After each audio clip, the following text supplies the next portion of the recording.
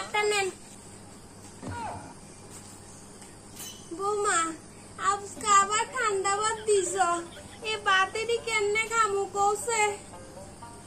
দেখে যা বাতা ছিল তাই দিছি, আর বাটটা ঠান্ডা হইছে না, এই দিয়ে খাই তুই। বৌমা ঠান্ডা ভাত খাইতে তো একটুও ভালো লাগে না, আর বাতেরই বৌমা গন্ধ হয়ে গেছে, কেমনে খামু? একটা মরিচ আর লেবু দিয়ে কি ভাত খাওয়ান জানি কৌছে বৌমা। সবসময় নাটক, কোনো গন্ধ হয়েছে না, আমি খাইছি না, আমি তো খাইছি, আপনার ফুলও খাইয়া গেছে, কোনো গন্ধ টন্ধ হয়েছে না, এটি আপনার ভাত খাইতে হইব, খান এটি খান। এ পেঁয়াজ আর কিতা জানি লবণ আর ইয়া দিয়ে এসে মাইখা খাইলাম লেবু দিয়া। বৌমা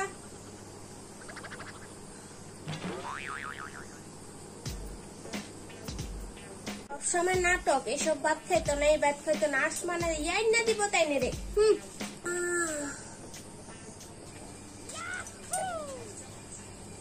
বৌমা আর আছে না কদিন ধরে হাড় আর কোমরটা যে ব্যথা করতেছে, চলো না একটু ডাক্তারের কাছে লই যাও। আরে পরে দেখলে পা ব্যথা কোমর ব্যথা আরম্ভ হয়ে যাগা, কোনো ডাক্তার কাছে যাওয়া যেত না।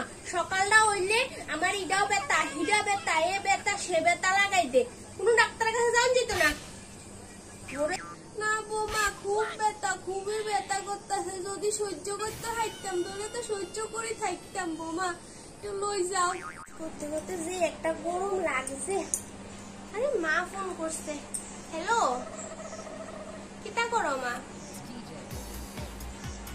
মোহনও খাইছো না, তুমি রান্না করবা? বটি বুঝি তোমারে বাসি ভাত খাওয়া, বাসি তরকারি খাওয়া, 2-3 দিনের ফসা তরকারি খাওয়া। দাঁড়াও বদিরে আমি ফোন করে কইতাছি তো, এই রুকিলিগা তোমার লগে করে। আচ্ছা ঠিক আছে, কইতাম না। আচ্ছা মা, আমি আমার শাশুড়ির লগে এরকম করতাম না। হ্যাঁ মা ঠিক আছে, হ্যাঁ রাখি। শাশুড়ির লাগে নিজে করছি, খুব খারাপ করছি না, শাশুড়ি কাছে যায় সেটা মাপ চায়। মা আপনার লগে যা করছি এটি খুব খারাপ করছি, আমারা ক্ষমা করে দেন, সরি মা।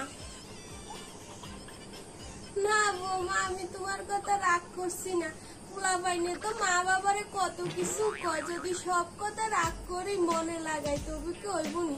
তুমি তো আর মায়ার মতন বৌমা, তোমার কথায় কোনো সময় রাগ করছি।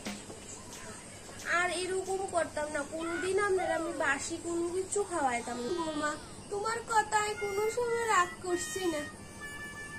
তুমি যে তোমার ভুলটা বুঝতে পারছো, এটাই তো অনেক আর কাছে। আচ্ছা ঠিক আছে।